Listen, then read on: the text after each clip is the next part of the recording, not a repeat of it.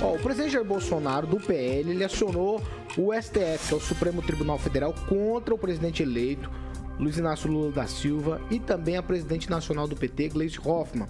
A alegação é de supostos crimes contra a honra do chefe do executivo. O Bolsonaro cita, por exemplo, comícios feitos aí pelo PT durante a campanha eleitoral de Lula no Complexo do Alemão, no Rio de Janeiro, e também propagandas eleitorais. Na ocasião, Bolsonaro disse que teria sido chamado de genocida, miliciano, assassino, demônio e até de canibal. O pedido foi encaminhado pelo Ministério Público à Justiça, aí a ministra-presidente do STF, Rosa Weber, e é assinada pelo delegado da Polícia Federal, Márcio Nunes de Oliveira. O delegado argumenta que Lula e Gleisi também teriam imputado a Bolsonaro a prática de fatos definidos como crime, além de terem difamado e injuriado o presidente em diversas oportunidades. Assim, agindo, Gleisi e Lula teriam praticado crimes previstos no Código Penal. O ministro Nunes Marques foi definido como o relator dessa ação no STF. Kim Rafael, a pergunta que não quer calar é: pau que dá em Chico tem que bater em Francisco também?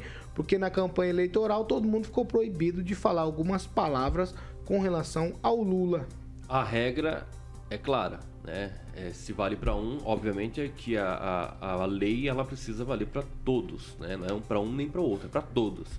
Mas a época de campanha já acabou, né? Então acho que essas medidas aí poderiam ter sido feitas, algumas inclusive foram feitas no ínterim ali da campanha, e que não tivemos aí a mesma efetividade como no caso do Lula quando ele buscava o TSE. Mas é claro, né? Logo pro STF, não tem o que fazer. Eu acho que o STF vai engolir como... Nunes Marques, relator, Kim. Mesmo assim, né? Quem soltou o Lula não foi outro ministro, a não ser o voto de Minerva do Nunes Marques. Indiferente de quem seja indicado ou não, tá lá o STF. A partir do momento que o cara é empossado, o ministro do STF, o cara vira um semideus. E olha lá, não dá pra discutir muito, é capaz de ser Deus mesmo. Então, tudo muda. A regra, ela funciona completamente diferente como os 11 ministros querem que ela funcione. Então esse é um grande problema que nós temos hoje no Brasil e não dá para fugir disso. Rui Barbosa sempre foi assertivo, né?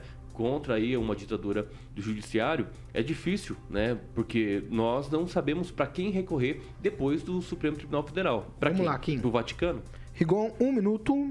É uma pessoa muito educada, tem toda a razão processal, né? Ele só desejou a morte por câncer para uma presidente da República, foi condenado por atacar uma jornalista e foi denunciado por atacar outras mulheres políticas jornalistas. Quando usaram a cabeça dele para jogar futebol, ninguém falava nada, né? A Gleisi Hoffmann que festejou pela contusão do Neymar. Esse povo do amor que venceu o ódio aí, não dá para falar muito e defender, porque é muita hipocrisia. Eu tô tentando equalizar o tempo aqui de cada um. Conclui, então, ele tem todas as condições para processar alguém por críticas, né? Um sujeito que tem esse cabedal, essas coisas todas. Mas o que ele está fazendo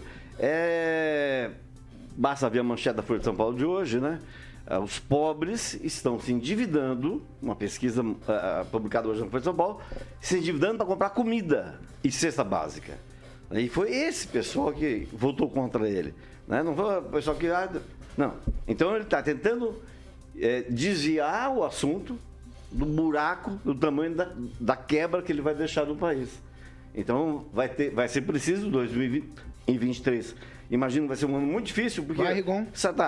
Ontem saiu a informação de que o orçamento que o Bolsonaro deixou, além de cortar saúde, educação, merenda escolar, vai ser pela primeira vez em 10 anos que o Ministério da Saúde vai ter o menor orçamento possível. Então aguardem.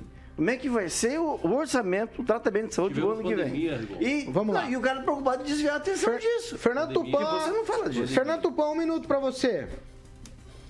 Olha, Paulo Caetano, esse processo não vai dar em nada. O que vai fazer? Vai tirar o Lula do Palácio? Isso não tira o Lula do Palácio, nem a Gleisi Hoffmann.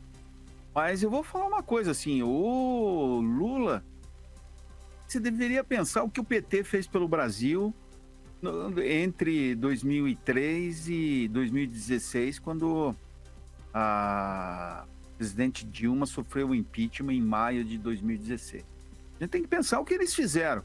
Então, e hoje a maior percepção que a gente tem, assim, assim, eles não vão fazer a mesma coisa. A imprensa já está discutindo. A imprensa golpista, como a Folha de São Paulo, pelo amor de Deus, ela tem interesses mesmo em publicidade e ponto final. Na verdade, não tem a verdade acima de tudo. E as palavras que sempre foram distribuídas, atribuídas a Bolsonaro por Gleisi Hoffmann, por Lula e por outros, PT, eram sujeitos mesmo a proibições, como o Bolsonaro foi imputado pelo STF. Então nós precisamos dar uma revisada em tudo que tem. O Brasil precisa ser passado a limpo, principalmente que um pode e o outro não pode nada. E isso está muito cansativo, Paulo Caetano.